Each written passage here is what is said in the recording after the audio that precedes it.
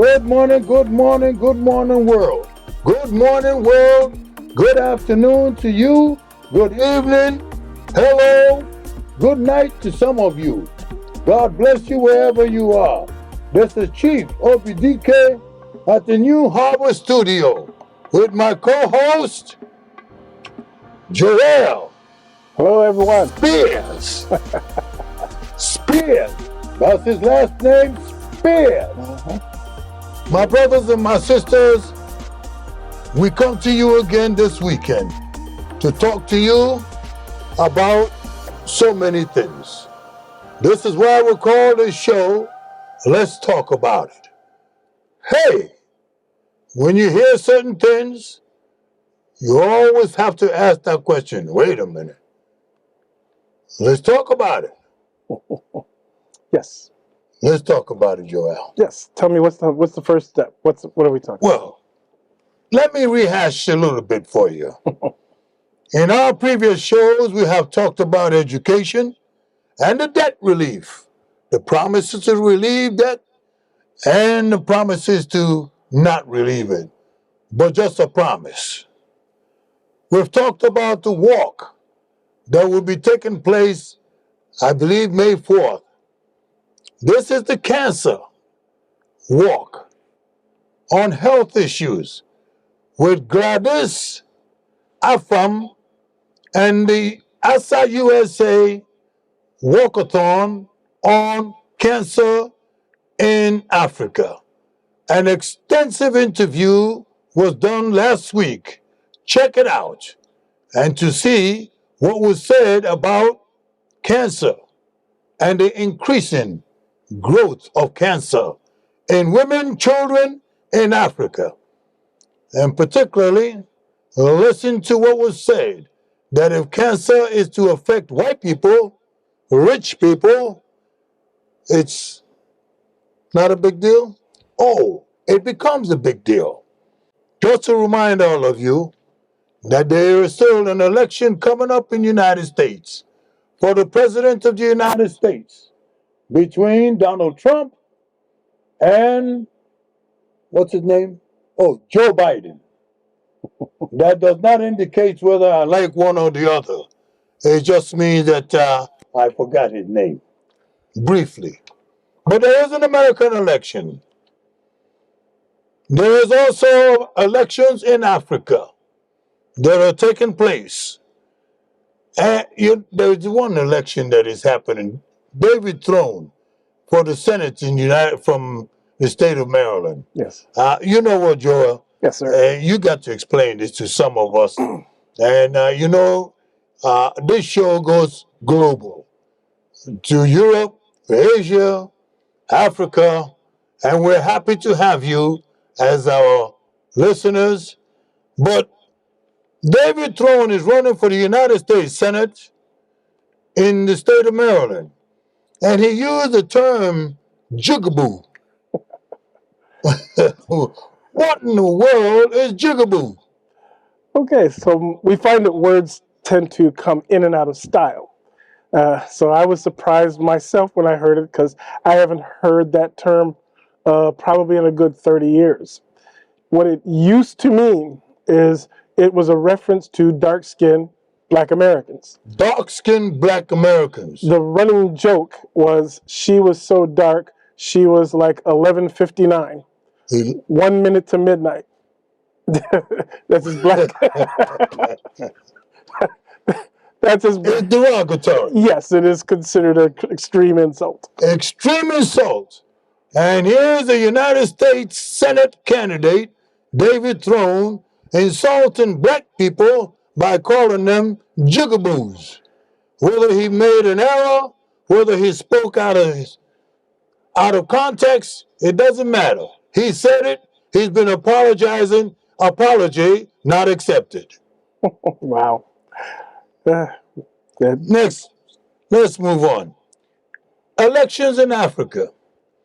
We will be showing you a list of all the elections that are taking place, the ones that have taken place in various African countries, and the ones that are coming. And so we want you to understand that. We also want to remind you that we'll be talking about the destabilization of the family. Yes. Sad. Now, you remember I meant to say something about David Throne. Biden said, "If you don't vote for me, you ain't black enough." Some of you might dispute that because you love the guy so much. But if you do dispute it, check it out yourself. We've also have some questions, some issues that are coming up. And you mentioned something about this, my brother. And we're going to be having some shows. Real estate housing. So many large complexes out there and nobody's occupying them. Yeah. Well, yes, a lot of things are happening as far as companies working from home, or even the fact that the concept of having this big city where you have these skyscrapers is becoming obsolete. Skyscrapers becoming obsolete. Yes. We got a problem. We're building big buildings, but everybody can now work from home. I know people who live in one state and work for a company in a different part of the country. Yeah, so you no longer need to have those big office buildings that can cost you millions of dollars a year. That's a shame because these people really put their lifeline, their livestock to build those buildings, to house their workers, and now they don't need it because technology has taken over. We'll be right back. We will be right back.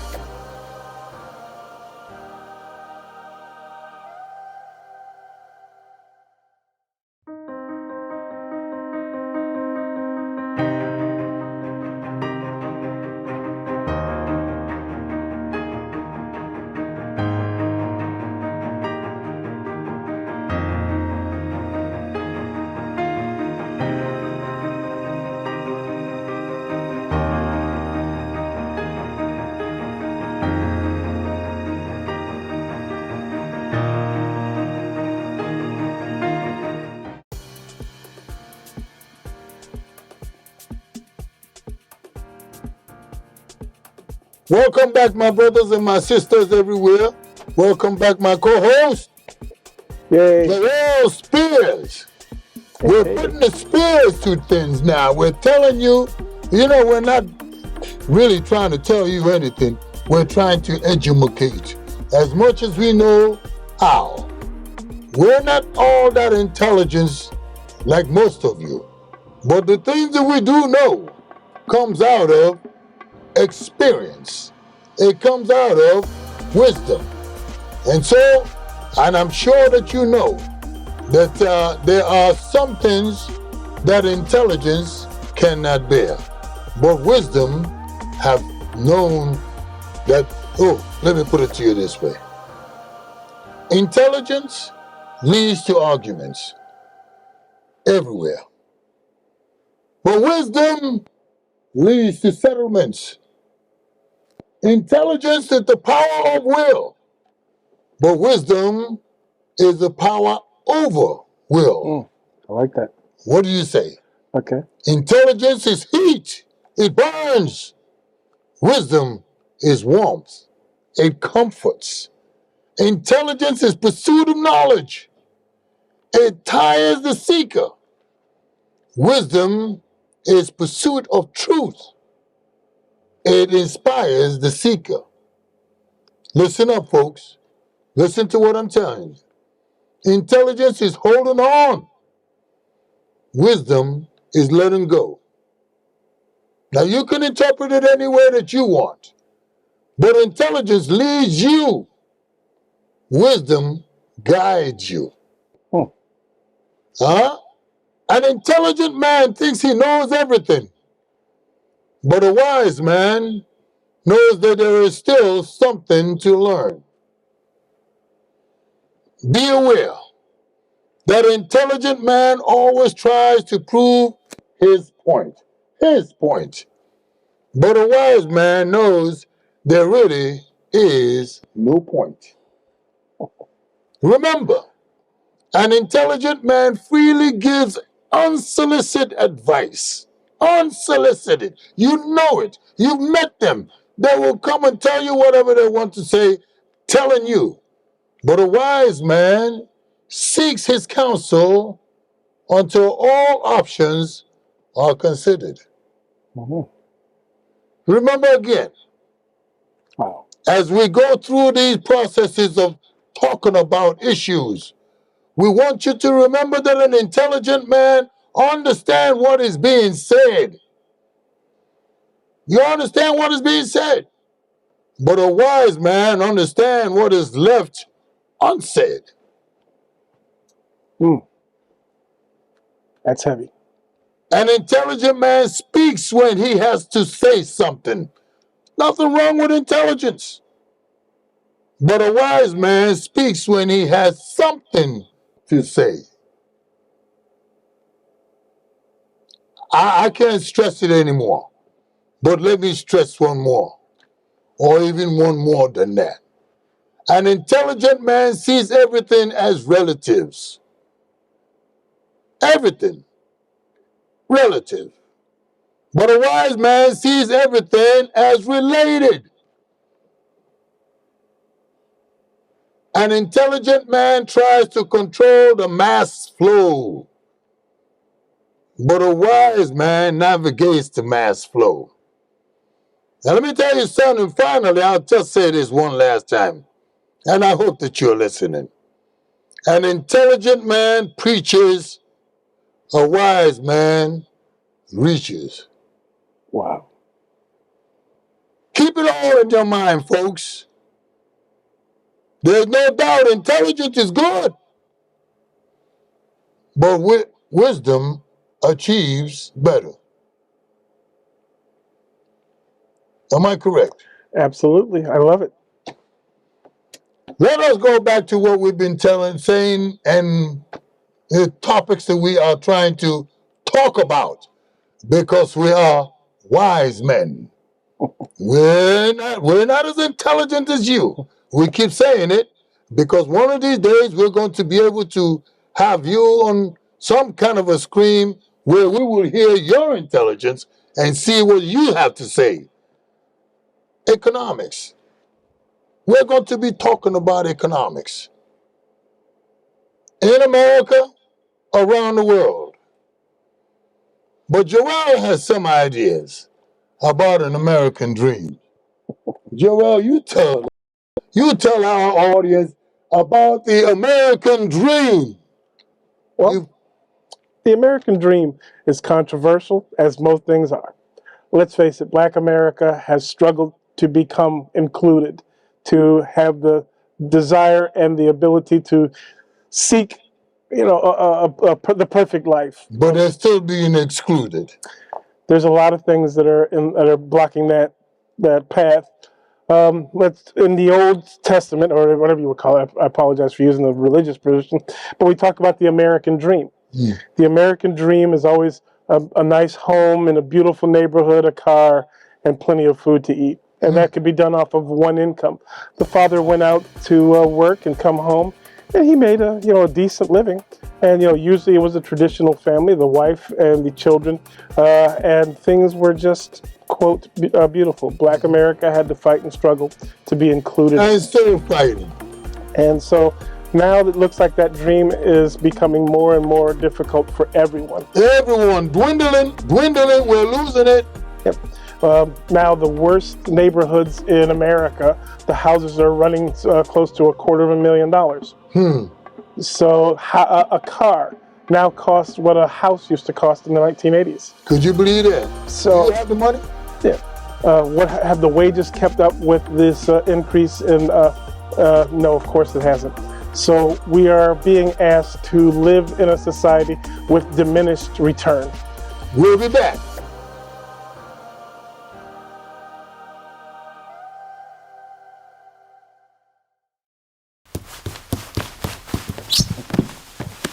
Where are you?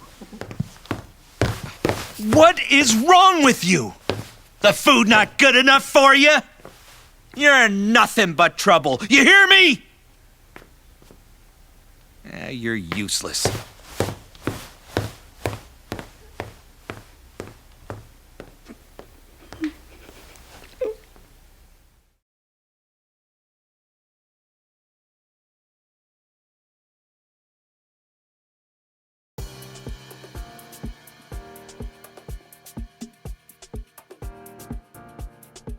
welcome back. Thank you for joining us wherever you are as we talk about global issues, things that are affecting your lives, our lives, people that are making it difficult for us to sustain. Let us take a look at those who look for other places to go to because of the disparities and problems from whence they come from. Immigration. Hot topic. We have we refer to them as the new foster kids. New foster kids. Wait a minute. Is that Uncle Sam's new foster kids? Yes, of course. Oh, Uncle Sam has a whole new stream. The 46.5 million immigrants who have come into this country. how long ago was that, George? It's been over the past decade. Over the past decade, 46 million people have come into the United States, mostly legal or illegal. That is a good question because the statistics tend to fluctuate. We don't really know. No one is counting. We can only speculate from satellite observations and things like that and statistics that they're trying to keep. But there's an effort to not really pay that much attention, or to, as long as they follow the doctrine that is being sent, they're given some pretty good perks, more than what they have received in the lands that Countries that they're they left. Yes. So the question is, now that we are sending billions of dollars around the world and these aid packages don't seem to be landing back home, so they're going to foreign countries and foreign citizens. Many of them who are amongst us now, being rather quiet, but are absorbing things that were not available to those of us who've been here for decades and hundreds and centuries. Brought against our will, you know. Yeah. I'm the radical of the two of us. You brought against our will.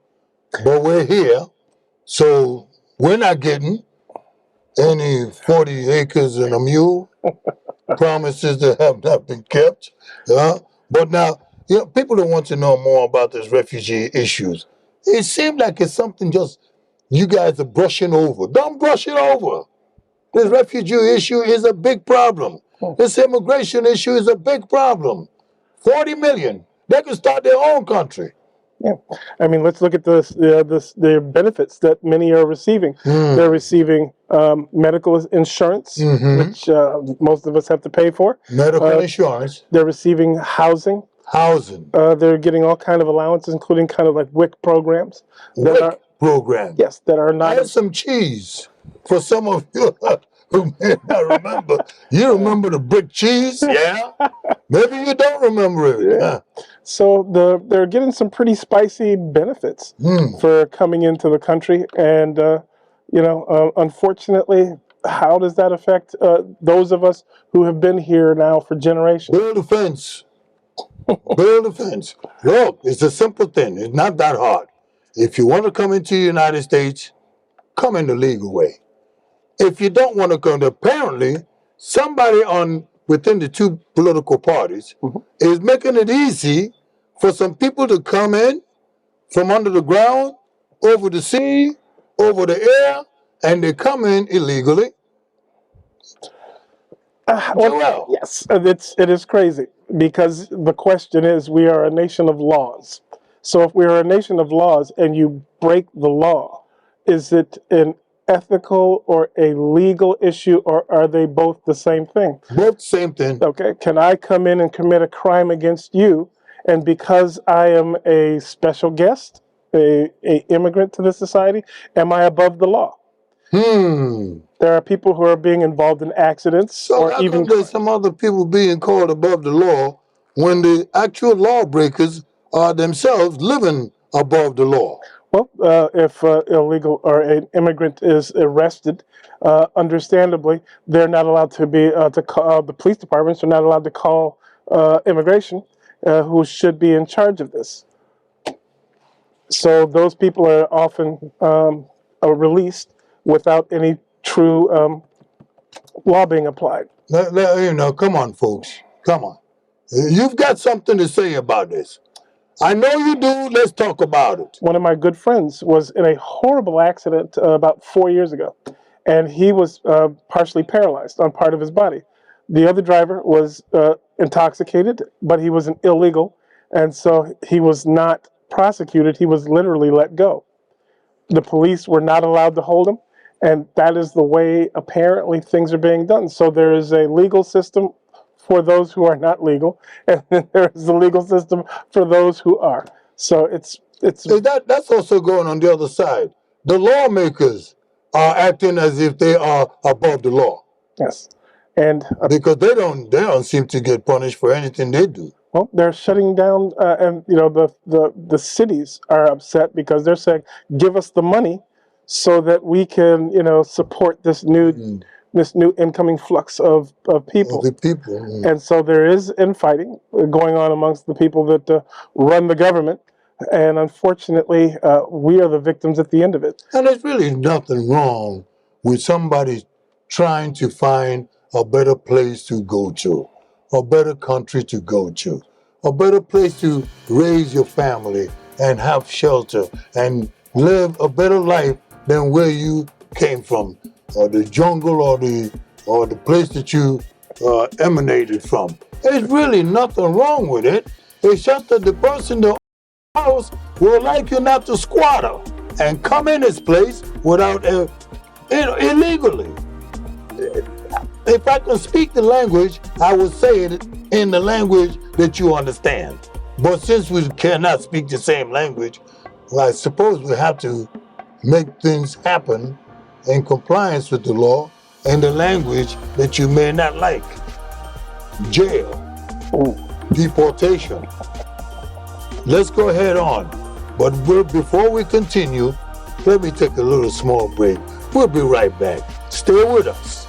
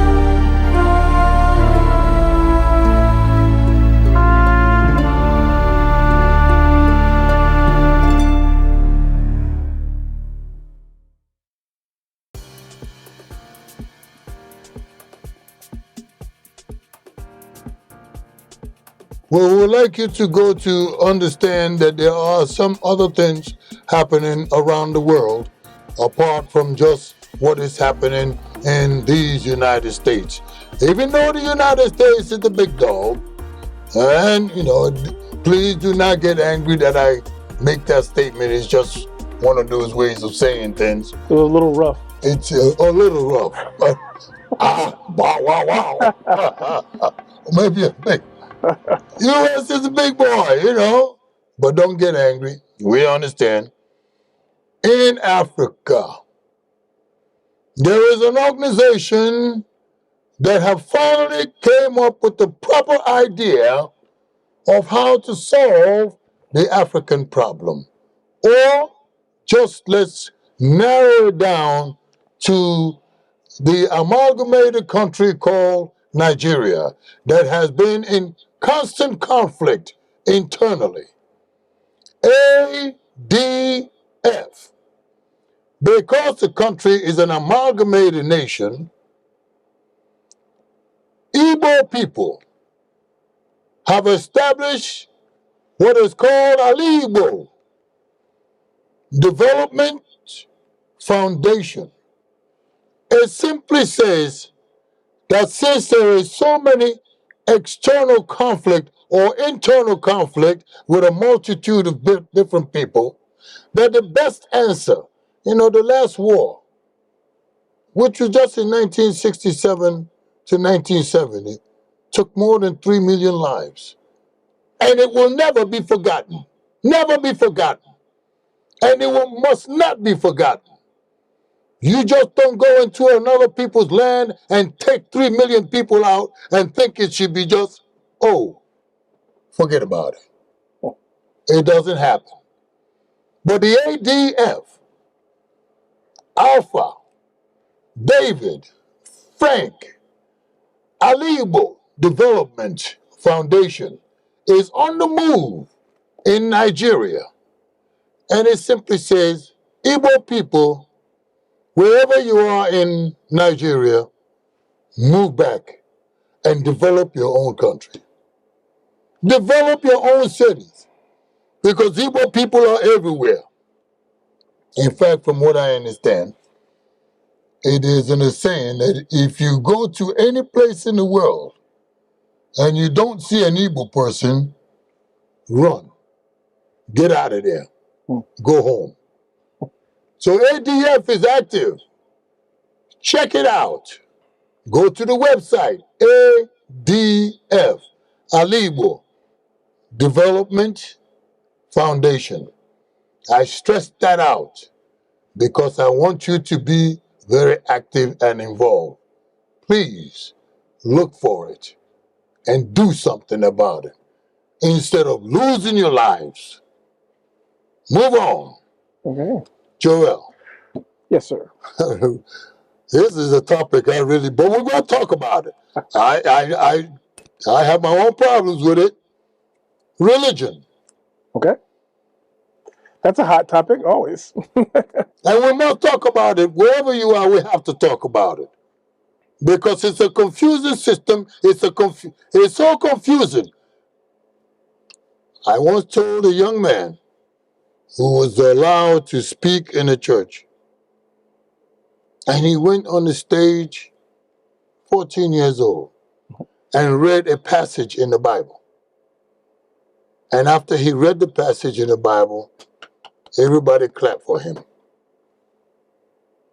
And I said to him, that's fine. But remember, there are other things happening around you. What is it about this religiosity that is now creating an increasing problem for human consumption? An increasing problem for human consumption. Well, religion is the basis around which many traditional societies have based themselves. The way that we eat, the laws that we partake in. Religion is the foundation of laws. If you look at European history, of the laws that we have founded in the United States were based on British culture, with a little bit of sprinkling from some of the other smaller European nations. That's been the understanding, that we have been a Western-focused philosophy. The underpinnings of that is then Christian religion. Now we're starting to change as a society. You were getting larger groups of people that we did not have traditionally in the United States, such as the growing population of Muslims. I have many Muslim neighbors, and there has been some concern that in the Prime Minister of India, I believe it was, said that the issue that they're having in India is whenever a population gets over 30% Islamic, you start to have trouble. Oh, they said that about black people. But our own was not 30%. They gave us 10%. Wherever there's 10 black people in any neighborhood, Call the police. that's too many. There's too many black folks around there. You got to cut them down, one way or another. But go ahead. I'm so sorry. No. So the concern is if we continue to allow persons who are of, say, for example, the Islamic religion, how is that going to affect our international relationships with traditional partners such as Israel? All of a sudden, you are seeing pro-Palestinian protests in areas where that never happened before. You know, let's take New York, for example. You're starting to see major protests and blocking of streets, people waving the Palestinian flag. I get it, but it also is an indication that our culture is changing. We have a new population who are driving now American politics beyond the traditional Christian values and things that we had set up before. And with that, we'll be right back.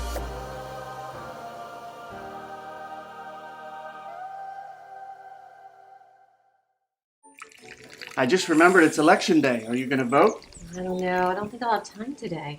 Millions of eligible voters in America never make it to the polls or even register to vote. When you don't vote, you're letting other people make decisions for you and pick the things your taxes will pay for. Voting is more than a civic duty.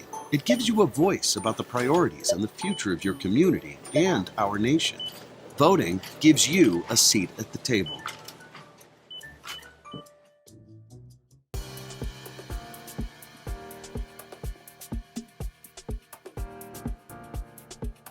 My brothers and my sisters, we welcome you back one more time.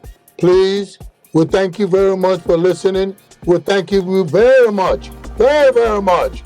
Doesn't matter where you are, in China, in Africa, in America, we don't care, in Asia. We're just happy to have you listening to us as we go and embark into some new things that is taking place, and we will talk about it. And we want you to be involved in talking about it. Let's go to and something that we all need to talk about. This is a year of elections everywhere in the world.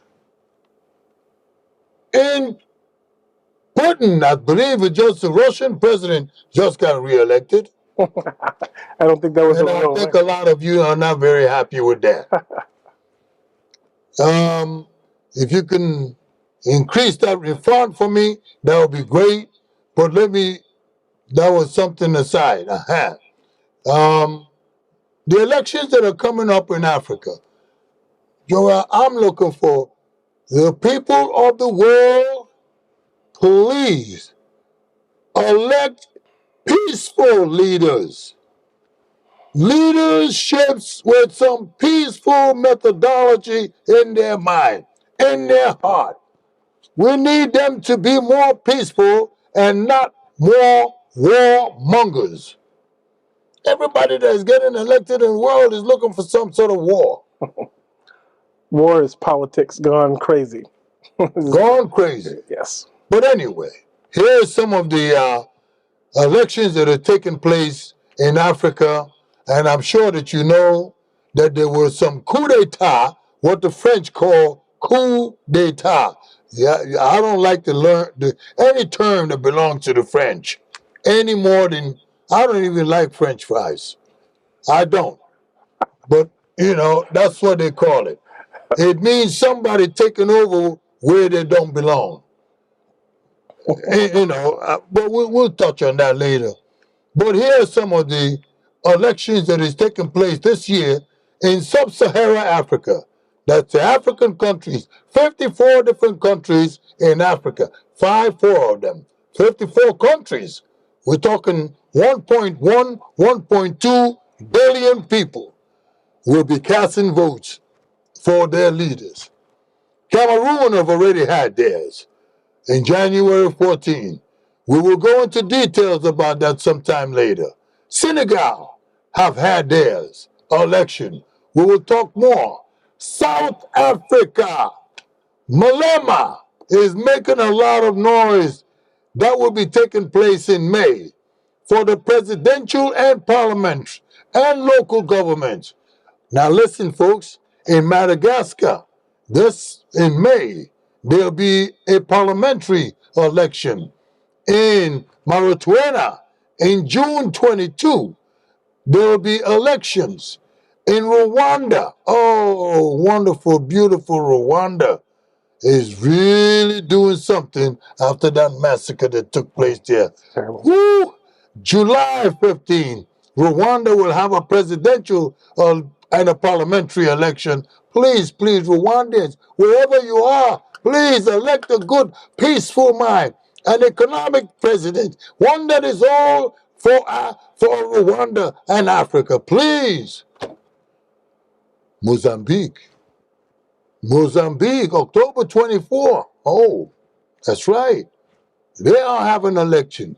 Now, Chad in October is having a presidential and parliamentary election, but there's something about Chad. They just recently kicked out American military force. And military, everything that has been in Chad for over the past 20 years or so, or less than that, the Chadian government have asked the American government to please leave. And for unbelievable agreement, United States agreed. Huh. So, it's like a vacuum will be created.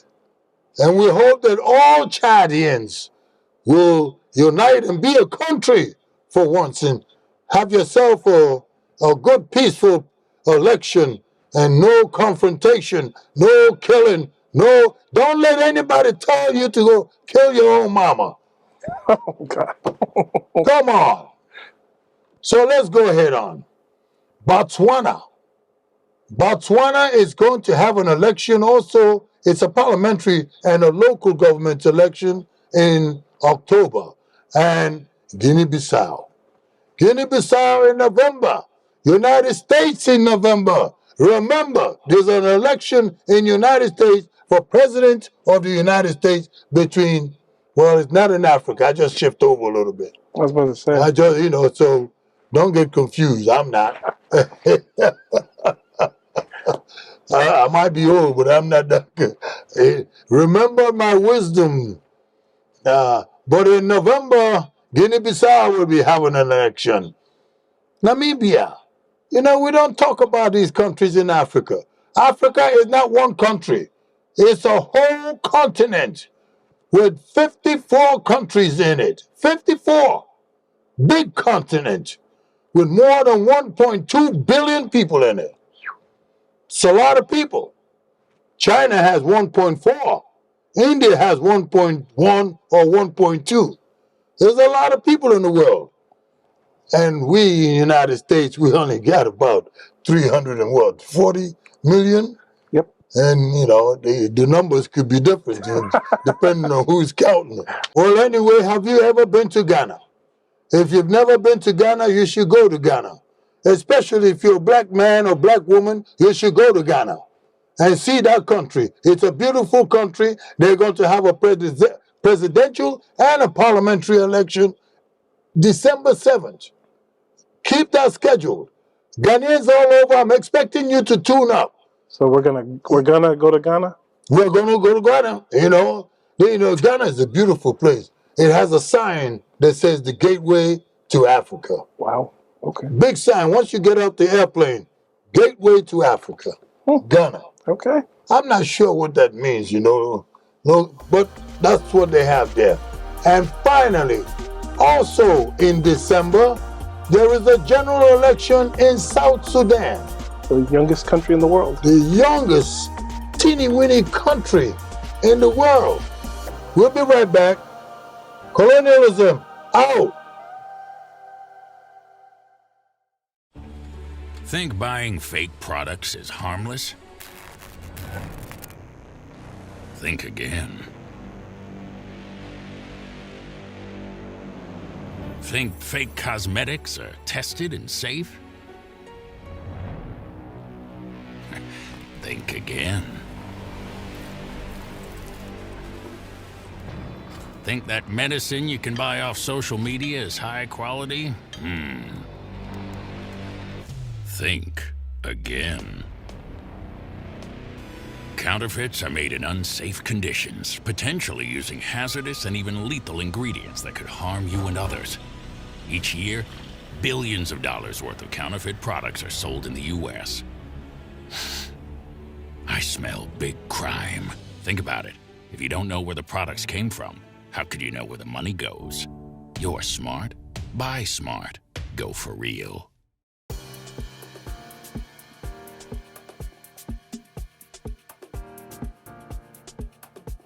My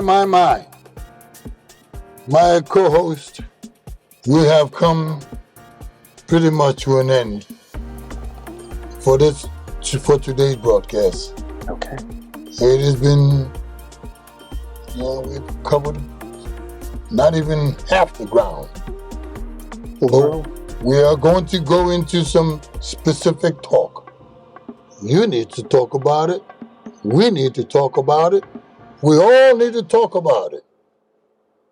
Family, security, United Nations, so many more. But recently, the United States Congress passed a bill.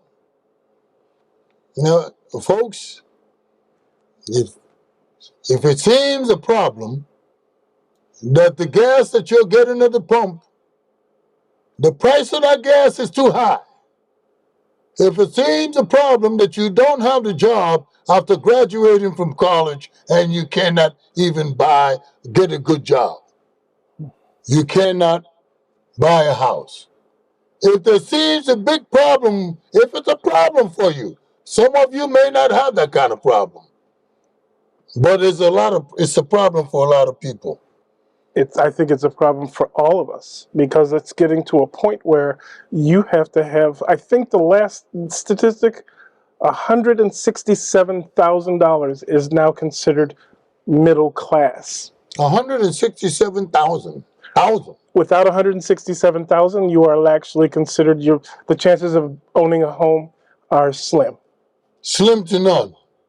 We're moving into a debtor nation where building your personal wealth has always been traditionally through property. Mm-hmm. And now that's above the average worker. You're coming out of school, and there's no factory jobs. Factory jobs used to be very well paid. Mm-hmm. Unions helped to make sure that sort of thing happened. Mm-hmm. Black America gradually became members of unions. Mm-hmm. And as a result, you started to see this wealth, this personal wealth thing through the owners of house. My parents paid $11,000 for their first home.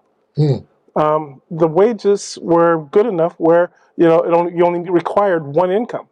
We had 2 cars, and my parents, my mother was a teacher, my father worked in the factory world, and we lived pretty well. So now all of us are Jamaicans. We got 5 jobs each. Yes. Everybody who is there, we have 5 jobs each. Every Jamaican in this world have a lot of work, and they don't mind doing it. But let's talk about this congressional bill. Congress just passed a new bill where $60.84 billion is going to Ukraine. Your money. $23 billion is in the weapons manufacturing. It's going to manufacture weapons. And now the question is, in the United States, which country in the world manufactures the most weapons? Which country? The United States is the number 1 manufacturing country in the world. I couldn't believe it when I heard it. France is number 2 manufacturing country in the world. Russia, then China. Where's Africa?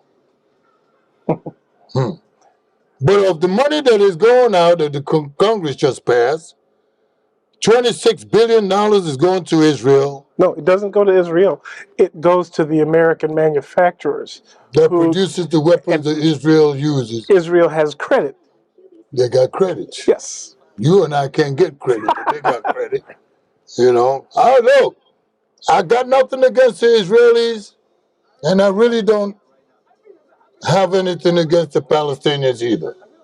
But I do have a problem with so much of American taxpayers' money going over there, and we can't even get cheap gas. But anyway. I want to just drive on a nice smooth road for once. Without a bump. Now, also, what is it? There's supposed to be $9 billion for humanitarian aid. We got homelessness all over the place. Veterans homelessness. Where is their humanitarian aid? Where is a veterans humanitarian aid? I'm a vet. And I'm tired of seeing my fellow brothers who are military who serve the country out there living in tents. And I don't mean just by themselves. They're living with family, wife, children, in the street. $8.12 billion to Taiwan. We know that this is all logistical funds to keep America in some kind of balance. Talk to me, Joel. Well, you know, cash is king. If you want to rule or to have friends and favor around the world, you have to be able to show treasure. And you have to be able to slip that treasure into the right pockets. The United States is a master at basically ruling through, which, let's say, pretty naughty means. We bribe officials. Unfortunately, Africa and many of the what we call third world countries have been bribed into submission. And if that didn't happen, leaders accidentally ended up dead. So, with the amount of time that we have left, I am not going to go into any other areas because there's so many other areas that we'd like to talk about. What did you call that? In vitro procedures? in vitro fertilization. In vitro fertilization. So, to be gay, be gay. But now you can't have children. That's enough. Goodbye.